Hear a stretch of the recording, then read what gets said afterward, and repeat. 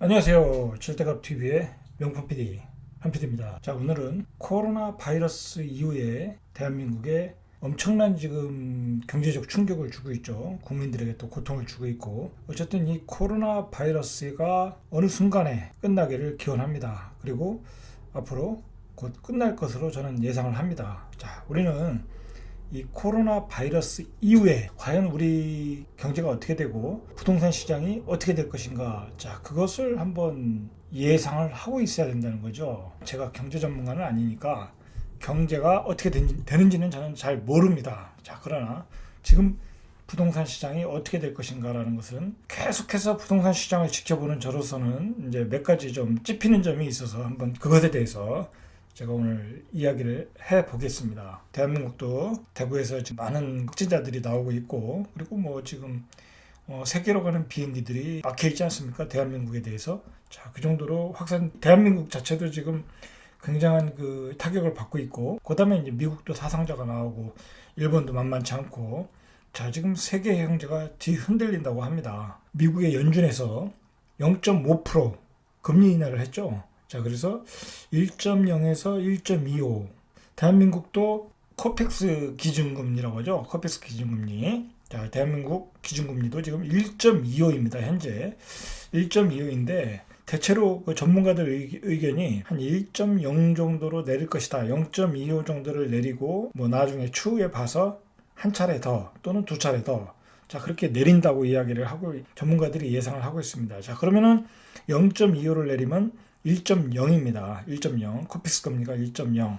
자, 그렇게 되면 우리 주담보 금리가 2.5 이하, 2점대 초반대까지 내려온다는 거죠. 이거 잘 생각해야 될 문제입니다. 부동산 시장을 계속 지켜보는 전문가 입장에서는, 저 같은 사람 입장에서는 기회라고 생각을 하죠. 뭐 저 입장이 아니라 자본을 가지고 있는 사람 입장에서는 또 금리가 내려간다. 자, 그것은 커다란 기회라고 생각을 하는 겁니다. 자, 여러분 생각을 해주십시오. 자, 요번에 그 신문에서 이제 자료가 나오기를, 대한민국의 부동자금이 1천조가 넘는다고 합니다. 1천조가. 매달 30조가 유동성이 들어온다고 합니다. 어마어마한 겁니다. 30조면은. 자, 그 돈이, 부동자금이라는 얘기는 그 돈이 이제 오고 갈 때도 없는 자금이라는 거죠. 자, 그 자금이 이제, 그 돈이란 건 결국 수익이 나는 곳을 향해서 이제 가게 되겠죠. 수익이 나는 곳을 향해서 가게 되는 겁니다. 요즘에 자기가 자본을 가지고 있는데, 예를 들어서 투자금이 있는데 요즘 과연 어디에다 투자를 해야 될까요? 자, 물론 요즘과 같이 주식이 폭락할 때는 잠깐 주식시장에 들어가서 수익을 내는 것도 하나의 방법이겠죠. 그렇지만 뭐 주식시장이 매번 올라가는 것도 아니고, 그 낙폭 과대로 조금 올라갈 수 있으니까 그거 외에는 또 이제 또 박스권이 될 테고, 그리고 이렇게 경기가 안 좋은데 뭐 주식시장이라고 또 크게 좋아질 일도 없고, 또 뭐 우리가 예금을 하는데 금리가 지금 예상으로는 예대금리가 1% 이하, 1% 이하가 될 예상을 하고 있습니다. 그러니까 거의 예금을 안 할 것이다 라고 예상을 하고 있다는 거죠. 자, 그러면 여러분 생각하십시오. 요즘 최근에 PD수첩에도 나왔죠. 대한민국 금융사기 단군 이래 최대 금융사기 라인펀드. 자, 뭐 그렇게 나오더라고요. 방송 카피가. 그런 고수익 고위험 펀드에 사람들이 또 들어가진 않겠죠. 그런 요즘 금융상품들을 들어가서 평생 모았던 돈을 하루아침에 전액 날리거나 뭐 반도 해석 못하는 경우가 많죠. 자, 그런 금융펀드는 일반인들이 접근할 수가 없겠죠. 이제 뭐 그러니까 그 시장도 뭐 거의 닫혔다고 보고, 자, 남는 것은 부동산밖에 없겠죠. 자, 그런데 한번 생각을 해보십시오. 요즘 최근에 주위에 부동산을 해서 돈을 잃었다 라고 이야기하는 사람이 얼마나 되겠습니까? 거의 없죠. 제 주변엔 부동산을 해서 돈을 번 사람은 봤어도 돈을 잃은 사람은 없는 것 같아요. 물론 이제 그만큼 이제 부동산 시장이 좋았다는 얘기죠. 그래서 부동산 시장으로 돈이 빨려 들어오고 있다는 거죠. 모든 부동산 시장에 돈이 빨려 들어오고 있다. 자, 그래서 이제 정부가 개인에 대한 대출 규제를 하였죠. 만약에 그 제한을 안 뒀다고 하면 부동산 시장 그야말로 뭐 거품이 폭도 거품이 엄청나게 나오는 거죠. 뭐 계속 살 수 있다고 하면 대출을 받아서 그렇다고 하면 진짜 그 대출을 받을 수 있는 능력, 이자를 낼 수 있는 능력이 있는 사람들이 다 물건을 거둬들이겠죠. 자, 부동산은 그게 가능한 시장입니다. 왜냐면은 부동산은 공장에서 이렇게 찍어내듯이 어떤 제품을 단기간에 공급할 수 있는 시장이 아니지 않습니까? 최소한 아파트 한 채를 만들려면 2년, 3년이 걸리니까 그 기간 동안에 아파트는 계속 폭등할 수 있다는 거죠. 계속 대출을 해준다면. 그래서 정부가 그렇게 엄격하게 대출 규제를 하고 있는 겁니다. 자, 그런데 우리가 이제 코로나 사태 이후 부동산 시장 중반기, 하반기에 우리가 다소 조심해야 될 게 뭐냐면은 이 코로나 사태로 인해서 초저금리 시대가 열렸다. 자, 우리는 이제 그것을 좀 읽어야 된다는 겁니다. 자, 코로나 사태 이후에 초저금리가 열렸다. 코로나 사태가 일어나니까 미국이 갑자기 금리를 내렸죠. 미국은 그런 거에 대해서는 굉장히 순발력 있게 대응을 합니다. 우리나라하고는 좀 틀린 것 같아요. 미국은 그런 거에 대해서는 뭐라고 할까요? 경제 시스템이 되어 있는 것 같아요. 딱 이거 경기가 떨어질 것 같다. 그러니까 바로 반응해서 내렸다는 거죠. 그래서 그러고 나서 이제 호주도 내리고 뭐 유럽도 내리고 전 세계가 유동성, 초저금리 유동성, 양적 완화로 가고 있다는 거죠. 자, 그럼 우리도 이제 그렇게 이제 갈 것 같은데, 자, 문제는 그렇게 경제 체질이 바뀌었다는 거죠. 자, 그러면 시중에 지금 유동성 자금이 1,000조가 넘는다. 자, 이거 참 부동산을 가진 사람 입장에서는 뭐랄까 눈가에 미소가 나올 그러한 그 변화죠. 시장의 변화죠. 그러면 이제 또 유동성 자금이 부동산 시장으로 몰릴 수 있다. 자, 그렇게 생각을 한다는 겁니다. 자, 그런데 반면에 무주택자들은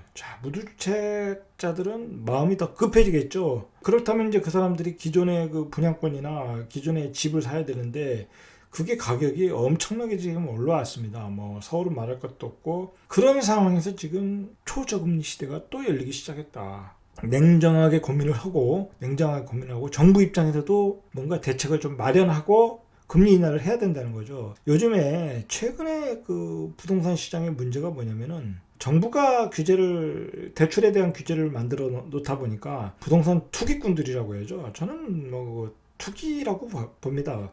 뭐 그게 투기지, 어떻게 투기가 아니겠습니까? 집을 사서 2, 3개월 안에 판다, 3, 4개월 안에 판다, 또는 6개월 안에 판다, 뭐 1년 안에 판다. 그 투기라고 봐야지 뭐 그게 투기가 아니겠습니까? 자, 근데 그 투기를 어떻게 하냐면 바로 오늘 신문에도 나왔더라고요. 20대, 30대 법인을 만든다는 겁니다. 법인. 아주 요즘 그 부동산 강의장에 가면 그 법인 강좌가 또 따로 있습니다. 법인을 어떻게 만들어서 어떻게 투기를 하나 아주 그것을 가르쳐주는 강의가 있습니다. 아주 가르쳐주는 강의가. 이거 참 문제입니다, 문제. 그걸 젊은 사람들이 듣고 있다는 거죠. 자, 그래서 들어가지고 작년부터 이제 그런 강의가 많아졌고, 그래서 법인 설립들을 엄청나게 했죠. 자, 그래가지고 풍선 효과가 일어날 지역들을 미리 선정을 해서 법인 계좌로 매입을 하는 거죠. 법인 계좌로 대출을 받아서, 자, 법인은 대출이 제한이 없는 겁니다. 법인은 대출이 제한이 없고, 그리고 대출도 많이 나옵니다. 금리가 일반보다 더 비쌀 뿐이지 대출이 많이 나오고, 그리고 내가 사용하는 비용에 대해서도 이렇게 비용 처리가 되고, 단타 매매가 가능한 게 바로 법인 매매의 본질입니다. 자, 그걸 이제 많은 사람들이 그걸 배운 거죠. 배워가지고 이 부동산 시장을 교란을 시키고 있다는 거죠. 생각을 해보십시오. 예를 들어서 이번에 이제 수용성 시장에서 그 법인 계좌의 거래가 굉장히 많았다고 합니다. 그 거래량의 증가가 제가 자료를 보니까 한 52%가 늘었다. 법인 계좌는 한꺼번에 수요가 들어와서 그걸 싹 사버리면 물가가 쫙 올라가게 되어 있다는 거죠. 어떤 공장에서 이렇게 만들어서 계속 공급을 할 수 있는 상품이 아니지 않습니까? 그냥 물건만 쫙 빠지면 호가가 쫙 올라간다는 거죠. 그러면 예를 들어서 물건이 100개가 있는데 예를 들어서 50개가 빠졌다. 그러면 순식간에 5, 6천이 올라간다는 겁니다. 그러면 거기서 5, 6천의 차익이 나지 않습니까? 그러면 법인 계좌로 산 사람들이 바로바로 단타 치고 나간다는 겁니다. 이게 세상이 바뀌어버린 겁니다. 자, 그렇게 되면 집값이 그냥 거품이 쌓이는 거죠. 거품이. 주식처럼 집과 주식이 차이가 없어진 겁니다. 말 그대로 주식도 유동성 자금이 확 들어와가지고 유동성 자금이 고점에 딱 팔고 나가면 그 주식은 만약에 어떤 실적이 뒷받침이 안 되는 주식이라고 하면 그 주식은 제자리로 돌아오겠죠.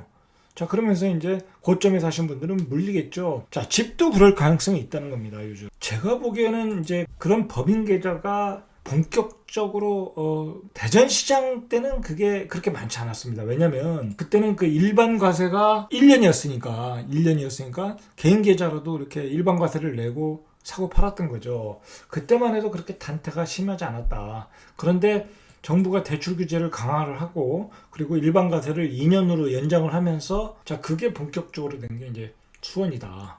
수용성이었다는 거죠. 주로 수원이었다. 자, 경기도 시장을 계속 그 법인 계좌들이 그렇게 해서 시장을 교란시킬 수 있다는 거죠. 자, 그런 악순환이 계속 될 거라는 겁니다. 자, 정부가 그것을 모르느냐? 통계청 자료에도 보면 법인 계좌가 얼마를 사고 통계로 딱 나오니까 정부도 그걸 인지를 하고 있습니다, 분명히. 자, 그런데 규제를 해야 되는데 그 규제가 쉽지 않다는 거죠. 자, 왜 그러냐면 이게 법인 매매라는 게 주택 매매 사업자로 하는 경우도 있고 뭐 일반 사업자로 하시는 경우도 있는데, 예를 들어서 주택 매매 사업자로 하는 사람을 중과세를 내린다. 그건 또 문제가 있습니다. 왜냐하면 아파트를 일반적으로 사서 단타 매매를 치는 사람들이 주택 매매 사업자는 아니죠. 다는 아니겠죠. 일반적으로 주택 매매 사업자 하면은 집을 져서 파는 사람들이죠. 집을 예를 들어서 나홀로 아파트를 져서 파시는 분도 있을 거고, 작게는 그 다음에 빌라를 져서 파시는 분도 주택 매매 사업자고. 그럼 그 사람들한테 중과세를 매길 수는 없지 않습니까? 신축을 져서 팔 경우에. 그러면 시장에 주택이 공급이 안 되니까. 자, 그런 점이 또 어려운 점은 있다는 거죠. 자, 그래가지고 아마 정부는 고민을 하고 있을 거다. 이걸 어떻게 규제를 내려야 하나 이제 고민을 하겠죠. 근데 요즘 이제 신문에서 이러한 것에 대한 그 문제점이 이제 많이 나오고 기자들도 다루면서 이거에 대한 규제가 좀 있어야 되지 않나, 기자들이 압박하는 모양새입니다. 지금 분명히 앞으로 규제는 나오는데 어떻게 나올지는 모르겠으나 분명히 규제는 나올 것으로 보입니다. 사실 이 상태로 가다가는 그냥 이 초저금리는 그 법인 단타 매매 그 사람들에게 그 어떤 커다란 수익을 줄 수 있는 시장으로 변질돼 갈 수 있다라는 점에서 나오고, 그리고 그것의 피해자는 실수요자가 될 수 있다. 자, 그리고 정부 입장에서는 뭐 손해볼 건 사실 없습니다. 그렇게 법인들이 매매를 많이 하면 법인세는 들어오니까. 자, 그래서 뭐 방치하고 있다고는 볼 수는 없겠죠. 뭐 그런 것은 아닌 것 같고, 어쨌든 정부 입장에서는 뭔가 대책이 나올 것이다 라고 이제 예상을 하고 있습니다. 그만큼 법인 매매가 지금 극성을 부리는데 이게 갈수록 심해질 거라는 거죠. 갈수록. 왜냐면 이렇게 해서 해보니까 효과가 있더라. 자, 그게 이제 소문이 나면 너도 나도 따라한다는 거죠. 여러분, 이거 심각한 문제입니다, 사실. 자, 문제는 이것을 젊은 사람들이 하고 있다는 겁니다. 2030 세대들이. 자, 그 사람들도 이제 열이 받겠죠. 청약도 못 받고, 뭐라 그럴까요? 부동산으로 어떤 혜택을 받은 세대도 아니고. 자, 그러니까 그렇게 이제 하는 건데, 자, 문제는 사회가 그 한참 일해야 될 젊은 20대, 30대가 자기 일에 열심히 안 하고 도박이죠, 도박. 제가 보기엔 그런 건 사실 투자가 아니라 투자와 도박은 구분을 해야 되겠죠. 자, 그런 도박 같은 투기에 모두가 빠져들어가고 있다. 이건 사회적으로도 문제가 있는 것 같아요. 사회가 병들어가고 있다. 저는 그렇게 봅니다. 사회가 그래도 건전하게 가야 되는 부분이 있는데 20대, 30대가 법인을 만들어서 단타에 열중하고 있다. 그리고 심지어 직장마저 그만두고 있다. 그건 문제가 있는 겁니다. 자, 그리고 이제 마지막으로 한 가지 더 말씀을 드리면, 이제 저는 이제 서두에서 얘기했습니다. 코로나 바이러스 이후에 이제 이 문제가 이제 마무리되면 우리 경제는 초저금리 시대로 간다. 자, 그러면 이제 부동산 시장에서 그 효과가 어마어마하게 나타날 가능성이 높다. 자, 그런 것에 대해서 우리는 그런 병폐가 있다. 법인의 단타 매매가 더 극성을 부릴 것이다. 자, 그래서 정부는 그것에 대한 어떤 균형점을 찾아줘야 된다. 정부가 어떤 규제를 해서. 저 개인적으로는 분명히 그렇게 생각합니다. 자, 그리고 중요한 것은 저금리 시대에는 몇 년 전에 왔죠. 이미 6% 시대, 금리 6% 시대에서 3%대가 되면서 이미 저금리 시대가 된 건데, 생각을 해보십시오. 저금리 시대에서 어떤 현상이 있었나? 간단합니다. 부자는 더 부자가 됐고 가난한 사람은 더 가난해졌습니다. 제가 보기에는. 자, 그것은 왜 그러냐면 이 저금리를 부자들, 특히 금융지식이 뛰어난 부자들은 그것을 적극적으로 이용을 하였죠. 그리고 적극적으로 배팅을 하였고, 자, 그런데 금융지식이 평소에 돼 있지 않으신 분들은 투자를 해서 자산의 가치를 늘리질 못했죠. 뭐 예전의 사고로 대응을 한 거죠. 예전에 그 6%, 7% 고금리 시대, 그 시대의 사고로 과감하게 부동산을 매수 못하는 바람에 벌써 자산의 가치가 반토막 났다. 자신이 보유하고 있는 자산의 화폐가 반토막 났다. 그렇지만 그것을 적극적으로 이용한 그 금융지식이 뛰어난 계층은 자기 자산을 2배, 3배로 늘렸다는 겁니다. 이게 중요한 겁니다. 초저금리는 절대로 서민, 무주택자, 금융지식이 없는 사람한테는 불행이죠, 불행. 재앙이 될 수 있는 거죠. 자, 그러면 그렇다면 그것을 이용하는 사람들한테는 그게 축복이 될 수 있다는 겁니다. 자, 그러면 우리는 어떻게 해야 될까요? 자, 그것을 이용을 해야죠. 그 초저금리를 이용해서 우리가 축복받은 삶을 살 수 있도록 가야 되겠죠. 요즘 이제 재테크 관련 강의라든지 뭐 부동산 강의라든지 가면 그 젊은 분들이 많이 옵니다. 뭐 예전에는 좀 저같이 이렇게 나이 드신 분들이 많이 왔는데 요즘은 안 그렇습니다. 그 20대, 30대 때 뭐 이런 분들이, 젊은 분들이 강의장을 메우고 있습니다. 자, 그런 사람들이 왜 뒤늦게 그렇게 배우러 들어왔겠습니까? 이 부동산 시장이 2013년 이후에 폭등을 하니까 바로 배우러 들어온 겁니다. 이렇게 살아서는 안 되겠다. 이렇게 살다가는 정말 거지 같은 삶을 살게 되겠다. 예?